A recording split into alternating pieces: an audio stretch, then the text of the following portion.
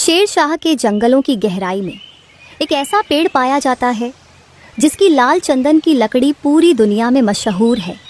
इन घने जंगलों के बीच एक गांव था जिसका नाम था फुलहेरा। इसी गांव में पुष्पा नाम की एक औरत अपने परिवार के साथ रहती थी। उसके परिवार में उसका पति बृजभूषण, बेटी रिंकी और बूढ़ी सास क्रांति उसके साथ रहते थे। बृजभूषण हमेशा बीमार रहता था और कोई काम नहीं कर पाता था। परिवार का गुजारा करने के लिए पुष्पा जंगल से लकड़ियां काटकर बेचती थी। एक दिन बृजभूषण की तबीयत अचानक बहुत खराब हो जाती है। गांव का डॉक्टर उसे शहर के अस्पताल ले जाने की सलाह देता है। इलाज के लिए 10 लाख रुपए चाहिए होते हैं, जो पुष्पा के लिए असंभव था। परेशान और निराश पुष्पा अगले दिन अपनी रोजी रोटी के लिए जंगल चली जाती है। वहीं उसकी मुलाकात छेदी सिंह नाम के एक लाल चंदन के तस्कर से होती है। अगर तुम मुझे जंगल के गहरे हिस्से से लाल चंदन की लकड़ी काट कर ला दोगी तो मैं तुम्हें 10 लाख रुपए दूंगा। पुष्पा के मन में एक उम्मीद की किरण जागती है। वह सोचती है कि इस काम से वह अपने पति की जान बचा सकती है।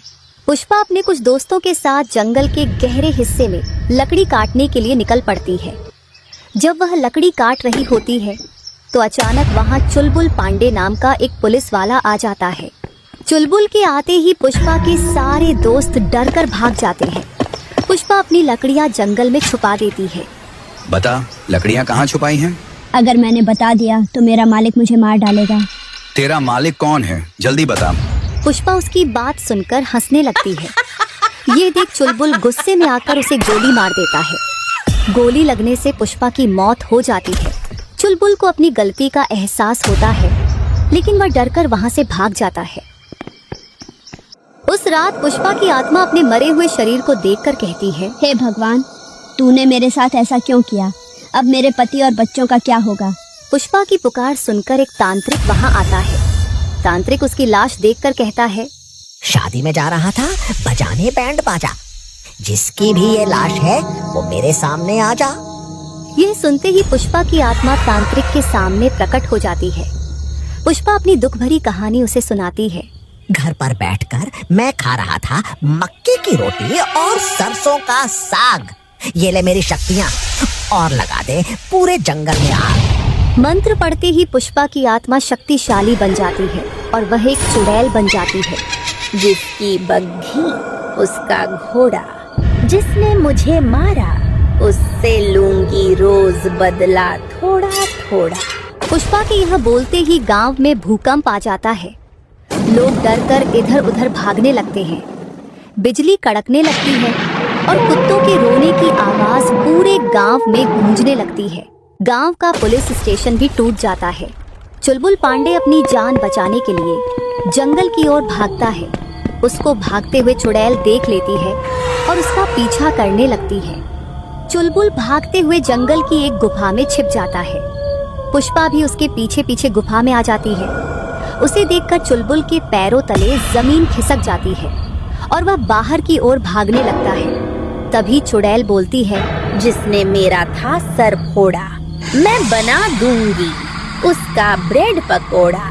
यह देख मेरा हथौड़ा, कैसे इसने एक झटके में ये दरवाजा तोड़ा।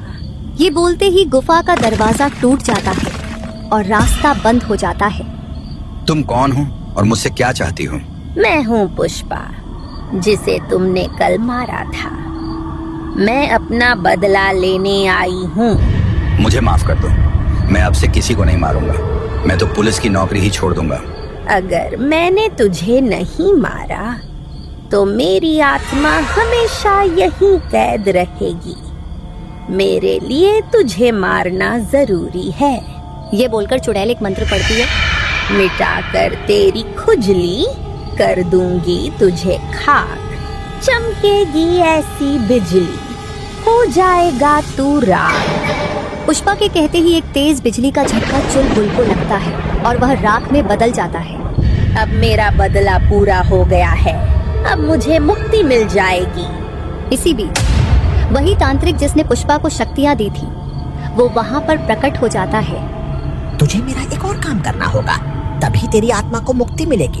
अपना बदला लेते लेते हो गई सुबह से शाम। मुझे हराने में सब रहे नाकाम।